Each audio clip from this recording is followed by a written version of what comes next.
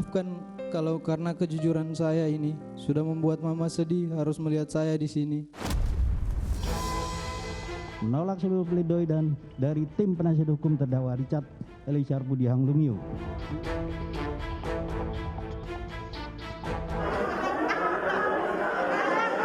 Ada ajudan, perintah atasan, nggak bersalah dia. Istighfar, Bu.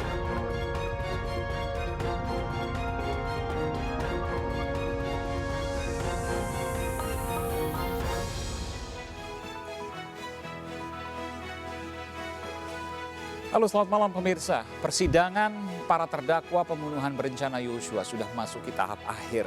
Selangkah lagi majelis hakim akan mengetuk palu menjatuhkan putusan alias vonis. Ada yang menyita perhatian. Kejujuran seorang Eliezer, polisi dengan pangkat paling rendah, tapi berani jujur dan berlawanan dengan jenderal. Ada 3 hal yang diungkapkan dan menyita perhatian. Pertama, soal penembakan oleh Sambo yang dibantah oleh pihak Sambo. Kedua, soal perempuan menangis. Dan ketiga, soal isu pelecehan Putri Chandrawati. Terhadap Eliezer, dukungan masyarakat pun deras mengalir. Saya tertarik untuk mengupas lebih dalam kejujuran Eliezer dari balik jeruji yang belum pernah diungkapkan sebelumnya. Eksklusif.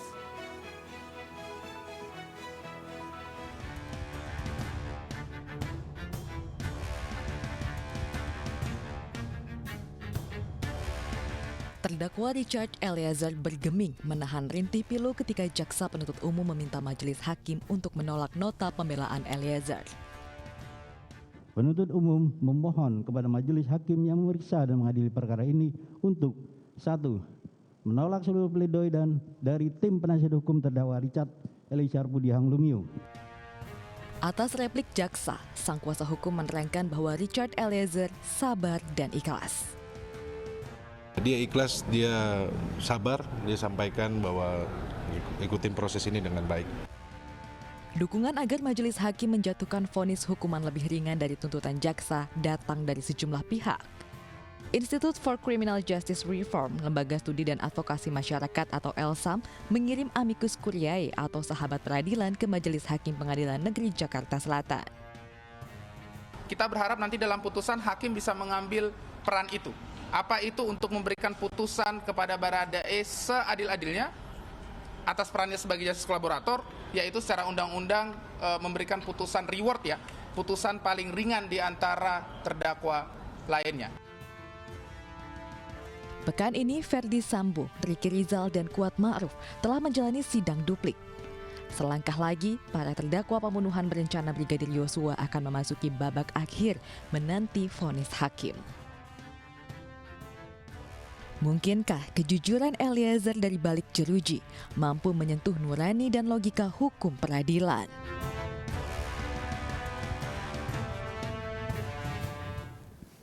Saya menggali 3 tadi, saudara, soal penembakan, perempuan, dan isu pelecehan.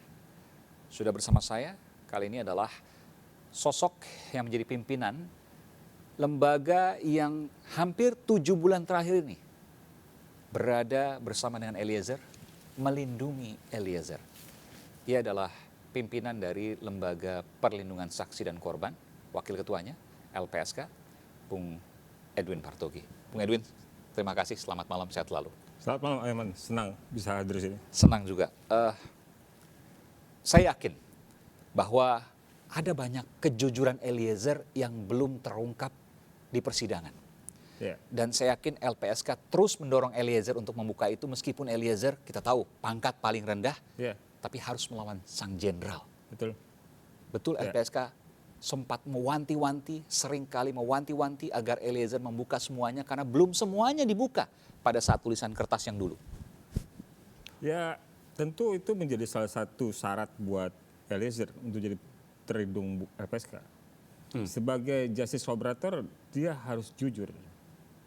Dia harus menyampaikan keterangan atas pengetahuan dari peristiwa yang diperkarakan, ya, pembunuhan terhadap Joshua. Itu ada tantangannya sebelumnya. Anda harus jujur, Anda harus ungkapkan semua. Betul.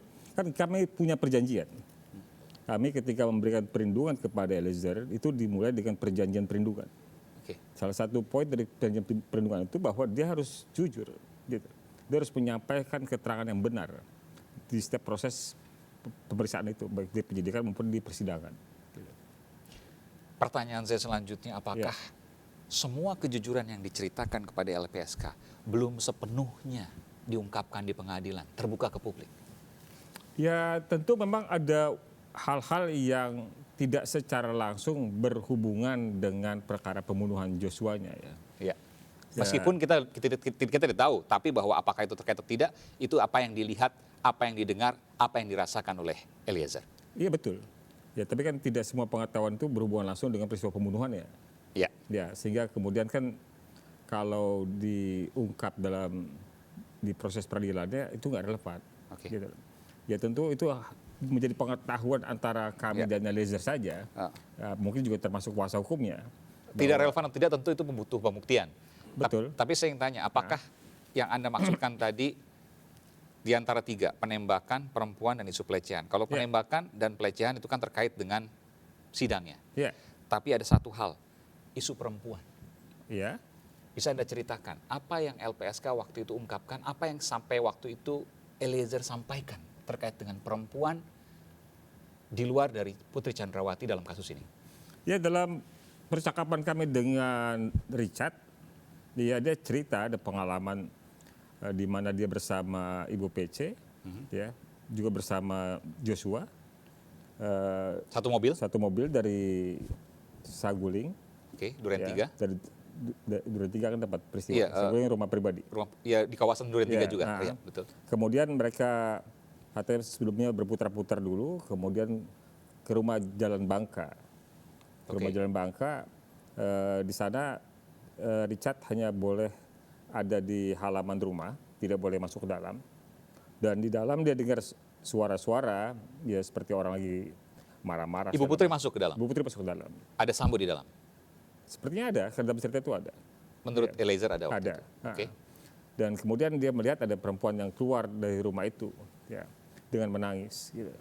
Jadi di dalam itu ada Putri Chandrawati, ada Sambo, dan ada perempuan itu yang akhirnya keluar menangis. Iya, betul. Eliezer tidak mengenali siapa perempuan itu dan sebagainya? Tidak, saya sudah mencoba menunjukkan foto yang mungkin saja orang tersebut. Ya. Yang disebut-sebut selama ini seorang polisi wanita begitu ya? Ya mungkin itu ya. Jadi saya coba tunjukkan kepada Eliezer. Ini bukan. Oke. Nah, gitu. Yang selama ini disebut-sebutkan yang Austin dikatakan berpangkat perwira pertama, polisi wanita, tapi Eliezer bilang bukan itu. Bukan itu. Bukan itu. Artinya di luar sosok yang lain. Betul. Bukan polisi juga atau polisi tidak menyebutkan? Nggak tahu soal profesinya apa nggak tahu. Tidak tahu.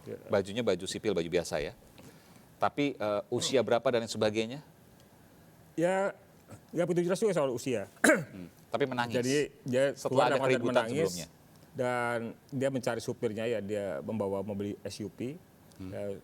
Dan si Eliezer membantu mencari drivernya.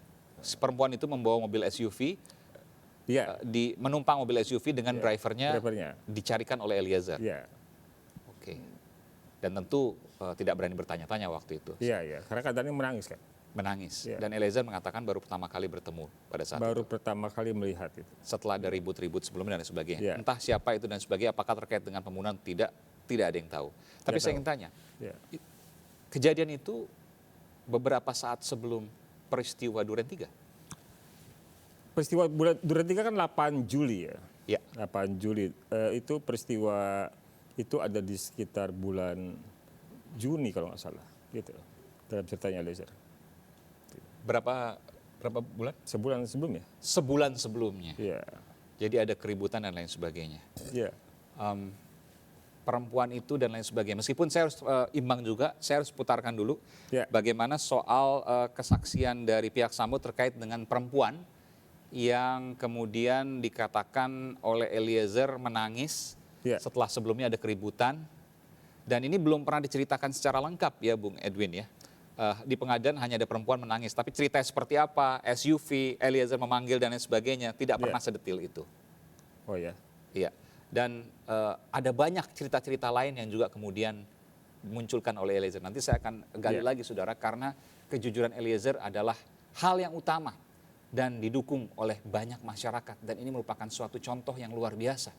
Tapi sebelumnya saya harus imbang juga, saya akan putarkan pernyataan dari pihak Sambo yang membantah terkait dengan perempuan misterius itu. Kemarin ada kesaksian yang mengatakan sebelum peristiwa ini, saudara pernah ngajak Joshua dan Richard untuk keliling sambil membawa senjata api. Terus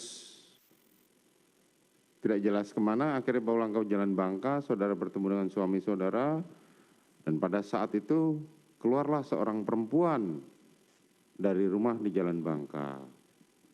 Tahu nggak peristiwa itu? Tidak, Yang Mulia. Tidak. Tidak. Ya, Putri tidak tahu. Sementara pihak pengacara mengatakan tidak pernah ada perempuan itu dari pihak Sambo atau pihak Putri Chandrawati. Mungkin bukan tidak tahu, tapi tidak mengakui. Tidak mengakui. Dari mana Anda bisa mengatakan itu? Ya nggak tahu apakah yang benar apakah Eliezer, kita percaya siapa. Ya kan? Yang benar apakah menurut kita Eliezer ataukah keterangan PC tadi ketika ditanya oleh Ketua Majelis Hakim. Jadi memang ada banyak sekali, kalau saya lihat ya ada beberapa kali keributan. Kalau tadi disebutkan sebelumnya di rumah Kemang di Jalan Bangka itu, yang terbuka juga di persidangan, ada keributan juga di rumah Magelang. Iya. Dan setelah itu baru kemudian kejadian penembakan. Entah apa yang terjadi sebelumnya. Saya juga bertanya, adakah hubungan khusus antara Putri Chandrawati dengan Yosua seperti yang disampaikan oleh jaksa, adanya perselingkuhan? Apakah Eliezer pernah bercerita soal ini? Ya, Eliezer tentu bercerita tentang bahwa selama ketika dia pertama kali ikut dengan Ferry Sambo, Joshua memang sudah bersama Ibu PC. Nah, jadi Joshua itu kan hari-harinya adalah driver Ibu PC. Baik. Ya. Dekat sekali. Ya kalau soal dekat sekali seperti apa, kami juga nggak tahu. Ya. Tapi bahwa ada ajudan lain selain Yosua, kan Yosua driver, supir begitu ya? Merangkap itu, merangkap. Merangkap ajudan. Jadi sering pergi berdua misalnya, menurut Eliezer? Ya hanya Ibu PC dan Joshua. Berdua saja? Hanya Ibu PC dan Joshua. Jadi Joshua itu melekatnya ke Ibu PC. Gitu. Mungkin itu juga yang kenapa hanya Joshua yang diberikan kamar di rumah pribadi Ferry Sambo di Saguling. Gitu. Yang ajudan yang lain tidak ada? Tidak ada. Sama sekali tidak? Tidak Jadi ada. hanya Joshua yang diberikan hanya kamar? Joshua. Iya. Ini disampaikan oleh Eliezer? Iya, sampaikan oleh Eliezer. Saya agak miss, belum pernah disampaikan di persidangan juga? Saya rasa sudah pernah. Oh ini sudah pernah? Sudah pernah.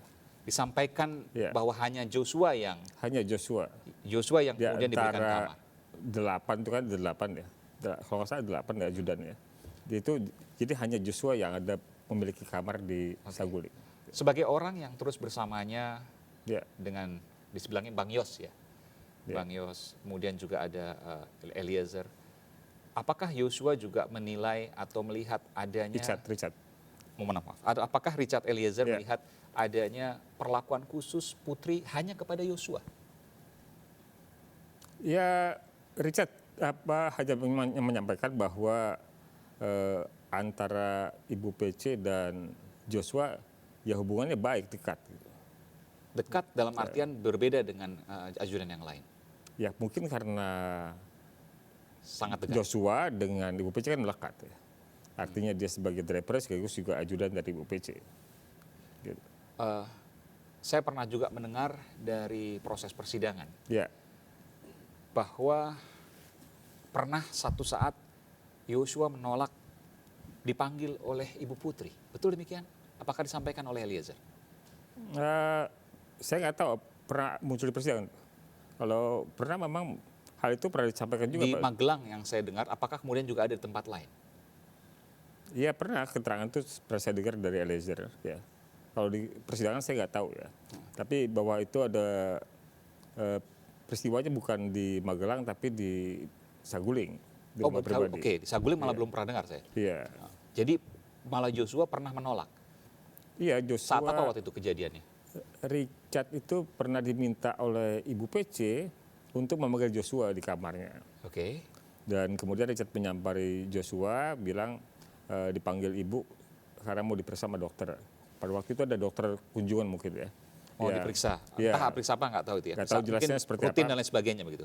Karena pada waktu itu juga mungkin karena kondisi Ibu PC kurang sehat dan kemudian juga termasuk juga mungkin Joshua-nya juga kurang sehat ya. Jadi ketika itu ya Joshua bilang dia tidak mau karena sedang tidak enak badan.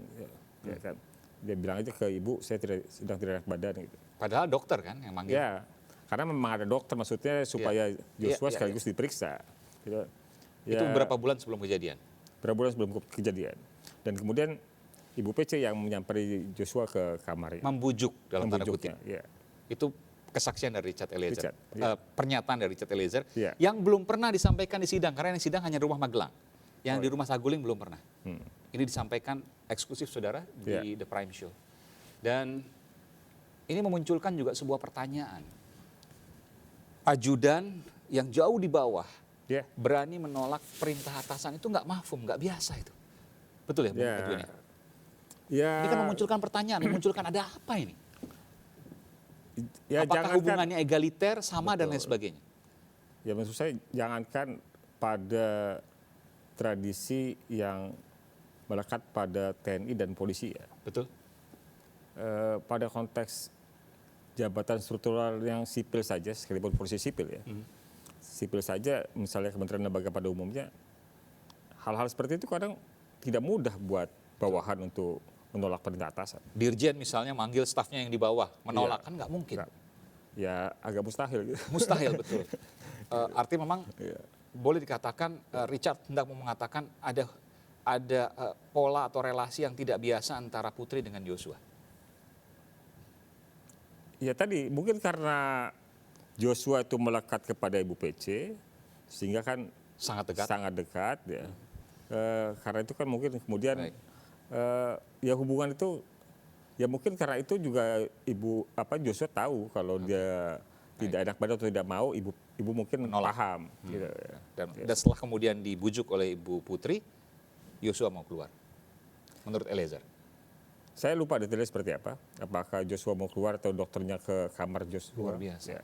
Istimewa sekali pada waktu itu ya. Tapi memang ini pertanyaan yang belum tentu terkait, tapi bisa juga terkait. Karena tidak ada yang tahu. Ini belum harus ada pembuktian. Meskipun ada dua hal lagi yang saya ingin tanyakan, yakni soal penembakan yang dikatakan oleh Sambo dan dibantah oleh pihak Sambo tapi dikatakan oleh Richard Eliezer. Dan yang kedua soal isu pelecehan. Saya akan kembali saudara, tetaplah bersama kami di The Prime Show eksklusif.